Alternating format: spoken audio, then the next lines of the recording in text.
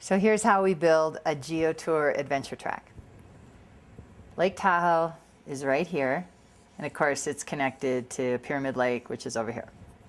There's 3 different entities that have an interest in this beautiful watershed. One is what we call the .orgs.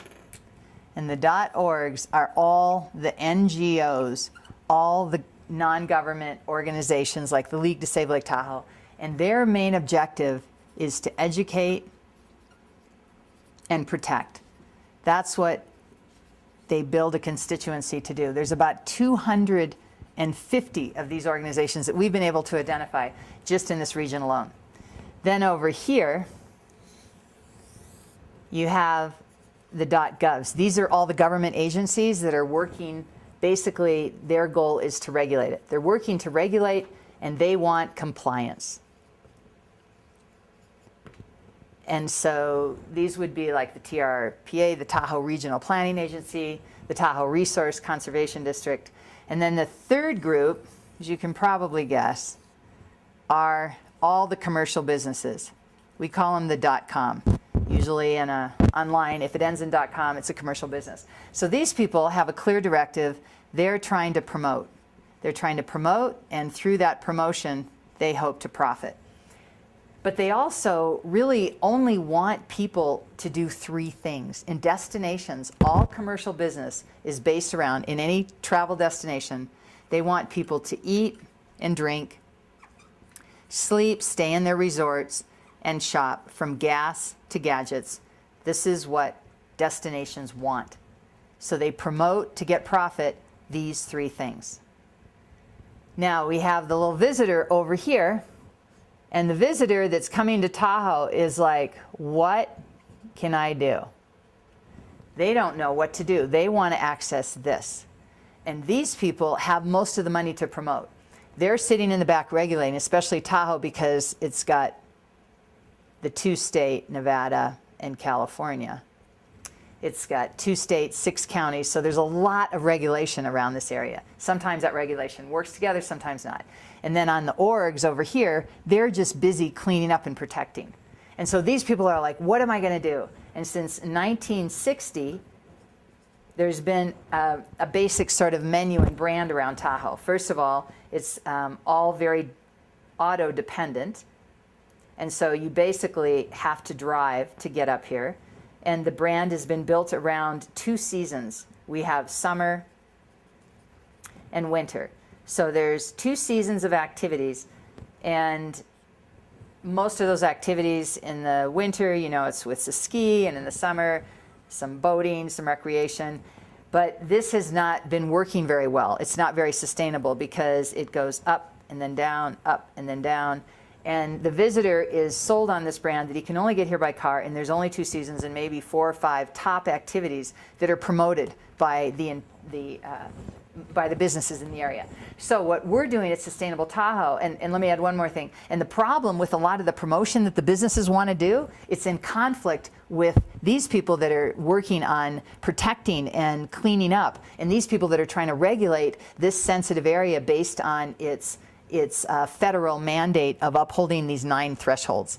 And so there's all types of discussions that go on that conflict. These people sometimes are suing each other. There's problems here, so it's a little bit of a problem. And so the visitor really, if what we've noticed with geotourism, and this has been National Geographic, okay, they've interviewed 100 million visitors, and they found out that most people feel that our relationship, 74% of the world travelers believe that our relationship to nature is critical to our survival. And 54% would do more if they knew what to do, and 28 million would pay more to access sensitive areas if they knew they were protected. So clearly these visitors want to get connected to what is truly unique about Tahoe, which, as we talked about earlier, was the 8 worlds. You know, we've got the sky, we've got the water, the wildlife, the plants, the land, the community, the culture, and the heritage. Heritage would be like a book, you read about it. Okay, so these 8 worlds are what these people want, but they're promoted through the filter of these people, which are really trying to promote their businesses first, And this becomes a backdrop for the business. And they're doing it a lot of times in conflict with these two. So with Sustainable Tahoe, we're saying, okay, looks like you need people that get hungry, tired, and inspired. Well, what if we can get people hungry, tired, and inspired, doing activities that connect them to the area, but don't damage it, because we're letting these people guide. And if these people guide, these people give access, and you will still get hungry, tired, inspired people to provide you the money you want. So right now, this is how the travel works. These people promote to them, they come in and they do all kinds of activities that many of them take some cleanup. And the cleanup right now, the $2.8 billion that's been projected since 2010 is a 10-year cleanup for the type of infrastructure that supports the activities that have been going on since 1960.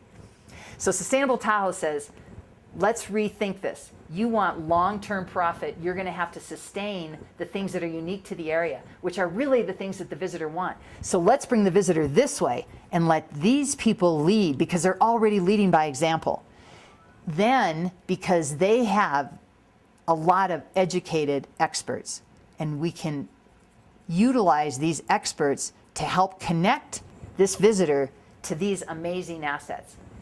If these people lead, these people who also have the ability to give access, this is what they want, this is what they have, and this is what they're willing to do. If these people are leading, now these people can have adventures that they could never get here, because they would be stopped by either of these groups if they led the same adventure.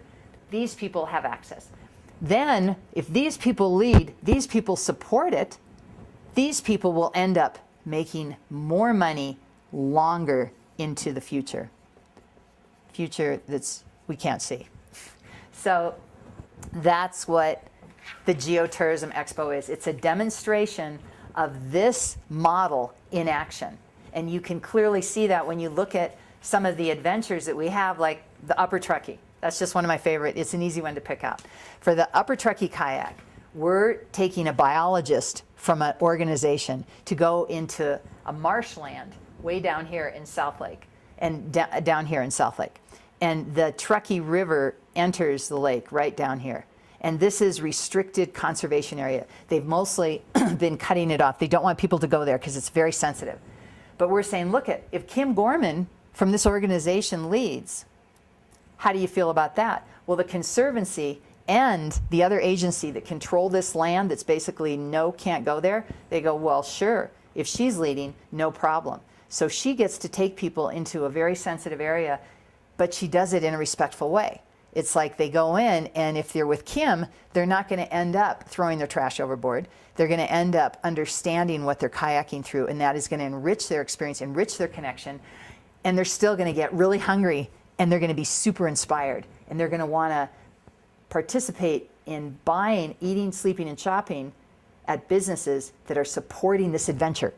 So not only do these people get hungry, tired, and inspired people, if these businesses start supporting adventures that put these people in the lead, that gives them this access so they can go in places where you could not go without that type of leader, and the visitor goes, wait a minute, I had this incredible adventure brought to me by a certain hotel or restaurant. Where do you think they're going to eat? Where do you think they're going to sleep? And where do you think they're going to shop? So this is the collaboration. This is the model. It's called TriNomics. And if you miss one, it doesn't work. If we leave these people out, we won't get access. If we leave these people out, they'll sue for going into areas that they've protected. If you leave these people out, you're definitely going to hear about it. You don't have an economy. So this is why this is not only our logo, it not only is the basic symbol for having environment and social and commerce all work together. It's a sustainability model. But this instructs the recipe as to how you do it. And then these guys are happy, they're happy, and they get docents. We start making the tourism a stewardship tourists who participate, because once they start going out with a biologist, maybe, hey, well, like what happened on the pipe cruise. The League to Save Lake Tahoe decided to partner with an electric bike company. So here's the bike company down here, and they have these electric bikes. They'd really like people to try them.